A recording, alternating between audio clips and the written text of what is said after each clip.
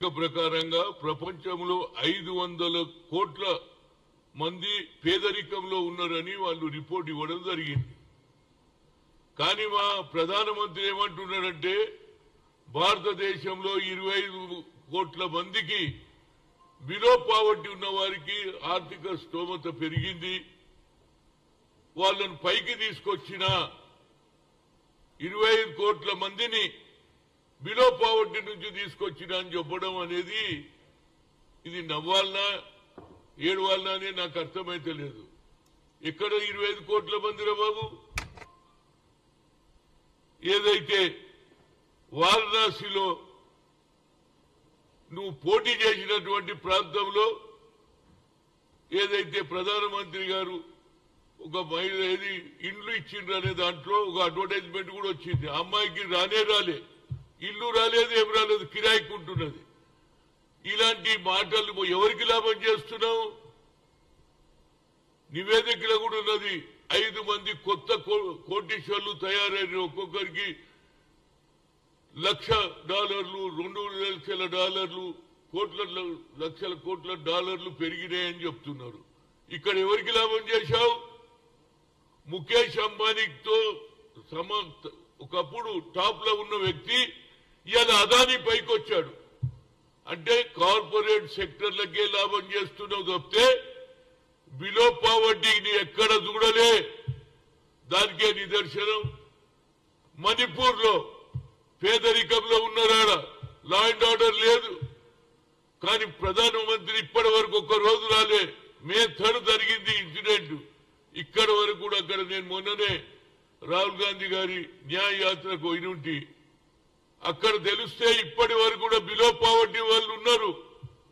వాళ్లకు law and order లేదు, ప్రజలకు రక్షణ లేదు. ఇప్పటికే 700-800 మంది చనిపోయారు. కానీ ప్రధానమంత్రికి ఏదైతే కార్పొరేట్ సెక్టర్లకు లాభం చేస్తున్నాడు కానీ పేదలకు ఎక్కడ న్యాయం జరగలే. ఇంతకంటే అబద్ధం ఏంటంటే 25 కోట్ల మంది అట బిలో పావర్టీ నుంచి వాళ్ళ ఆర్థిక స్తోమత పెరిగిందట. అందుగురించి వాళ్ళ ఇన్కమ్ ట్యాక్స్ 2 లక్షల నుంచి 8 లక్షలకు పెంచిండట. ఏడ పెరిగిందిరా బాబు?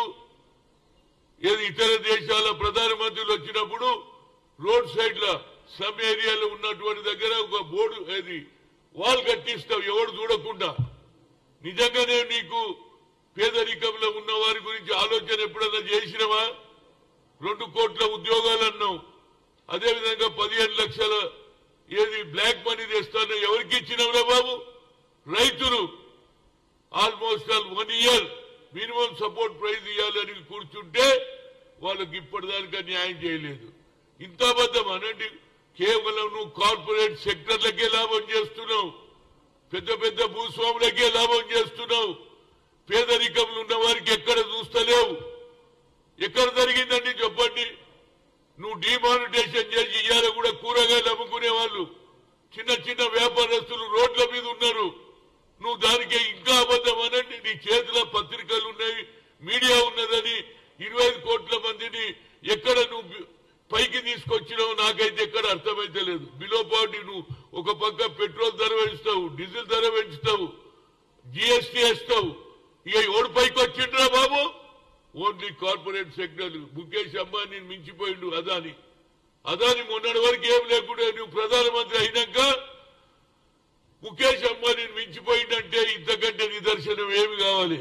ఇది నేను చెప్పిన ఇప్పుడు వరల్డ్ ఎకనామిక్ ఫోరం చెప్పింది. వాళ్ళ నివేదికలు ఇచ్చారు. ప్రపంచంలోనే 500 కోట్ల మంది బిలో పావర్టీ లైన్ ఉంటే ఈయన 25 కోట్ల మంది ఈనాడు ఏది మంచి పరిస్థితికి వచ్చారు, ఎదిగిండ్రు, బిలో పావర్టీ నుంచి మెయిన్ స్ట్రీమ్ కి వచ్చిందని చెప్పడం అనేది ఇంతకంటే అబద్ధం లేదు. నీకు ఇప్పటి కూడా సమయం లేదు. ఎక్కడికి ఎలక్షన్లలో 3 సార్లు 4 సార్లు వస్తావు. కానీ నువ్వు మణిపూర్ ఒక్క రోజన్నా పోయినావా? అదే రాహుల్ గాంధీ కూడా న్యాయ యాత్ర పెట్టిండు. పేద ప్రజలకు నాగాలాండ్ మణిపూర్ తిరుగుతా ఉన్నాడు. మీరెందుకు పోలే? ఇప్పటి వరకు న్యాయం ఎందుకు చేస్తలేరు? మీరున్నటువంటి ఏదైతే బీజేపీ ముఖ్యమంత్రి అందరు కలిసి అన్ని పార్టీలు కలిసి అన్నాడు ఇక్కడ ప్రెసిడెంట్ రూల్ పెట్టాలంటే ఇంతవరకు పెట్టావు. నీ ముఖ్యమంత్రి ఉన్నటువంటి ప్రాంతంలోనే బీజేపీ ఉన్నటువంటి ప్రాంతంలో ఇంత అన్యాయం జరుగుతున్నది. వీధి నుంచి ప్రజలకు మోసం చేసేటట్టుకు 25 కోట్ల జనాభా బిలో పావర్టీ నుంచి అధిగమించారు. వాళ్ళ స్థాయి పెరిగింది.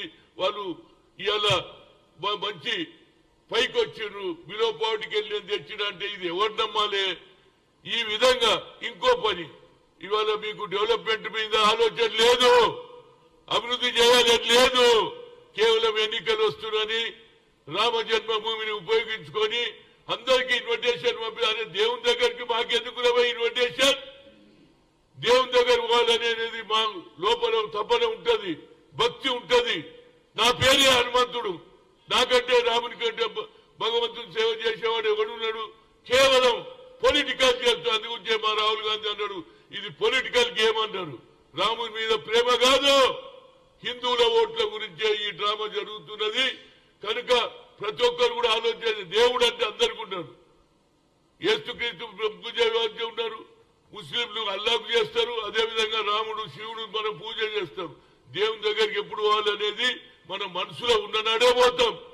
సాయిబాబా గుడికి పోవాలన్నా, వెంకటేశ్వర స్వామి దగ్గర పోవాలన్నా మనం అనుకుంటే పోతాం. కానీ దానికి ఇన్విటేషన్ ఎందుకురా బాబు? ఎక్కడ చూడు అక్షంతలు గట్ట పూర్తి తీసుకొని పోయాడు. ఏమిటిది? కేవలం అభివృద్ధి కాదు, రాముని కూడా రాజకీయాలను తెచ్చి ఓట్లు తీసుకోవడానికి చూస్తున్నారు. ఇంకో పక్క బడుగు బలైన వర్గాలు, పేద ప్రజలకు ఎక్కడ కూడా న్యాయం జరగలేదు. వచ్చే ఎన్నికల్లో తప్పనిసరిగా ప్రజలు నరేంద్ర మోడీకి బుద్ధి చెప్పాలని, తప్పనిసరిగా అది జరిగినాడే నిజమైన ప్రజాస్వామ్యం అనేది నా ఉద్దేశం. Thank you.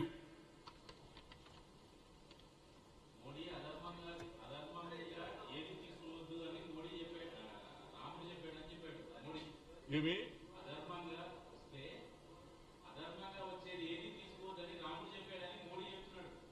అది కాదండి, అయోధ్యలో గుడి ఉన్నది, పోవాలనుకున్న వాళ్ళు పోతారు. వీళ్ళు ఇన్విటేషన్ ఏందండి? మేము ఇన్విటేషన్ పంపిస్తాం. నీ పెళ్ళారా బాబు? నీ కొడుకు పెళ్లిగా అయితే నువ్వు ఇన్విటేషన్ లేకుంటే నీ బిడ్డ పెళ్లి అంటే ఇన్విటేషన్. దేవునికి గుడి కట్టిన అందరు పోతాము. ఇవాళ పోతామా రేపు పోతాము, నువ్వు మాకు ఇన్విటేషన్ ఇచ్చేదేంది? దాన్ని కూడా పొలిటికల్ అందుకుంచే రాహుల్ గాంధీ అన్నాడు ఇది పొలిటికల్ గేమ్. రాముని మీద ప్రేమ కాదు, ఓట్ల గురించే రాజకీయం, అందుగురించే మేము పోమని అన్నాడు. పోయేటాడు పోతాం, బరాబర్ పోతాం. రాహుల్ గాంధీ ఇప్పుడు ఏదైతే కన్యాకుమారి నుంచి కశ్మీర్ గుడ్లు పోయిండు, గుడ్లలో కూడా దండం పెట్టుకున్నాడు, సిక్కు గుడికి పోయిండు, ఏసుగీతికి పోయిండు, మస్జిద్ గురుద్వారాకు పోయిండు. కనుక ఇది కేవలం పొలిటికల్ గేమ్.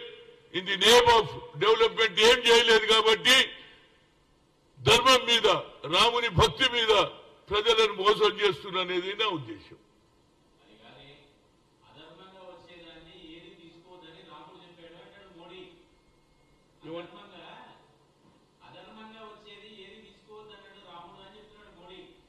అవునండి, రామునికి మాకు పంచాయతీ పెట్టాలని చూస్తున్నావురా బాబు. రాముడు దేవుడే. మేము ఎప్పుడు వాళ్ళు అంటే మేము ఫోటోలంతా మేము ధర్మాన్ని మేము పాటిస్తలేమనేది తప్పుడు ప్రచారం. భక్తి అనేది అందరికీ ఉన్నది, భక్తి ఎవరికి లేదు. దేవుని మీద భక్తి అందరికీ ఉంటది. నువ్వు పిలిచినప్పుడు పోకపోతే మేము ఏది రామునికి వ్యతిరేకమని చిత్రీకరించి ఓట్లు తీసుకుంటున్నా అనేది నా ఉద్దేశం. Thank you.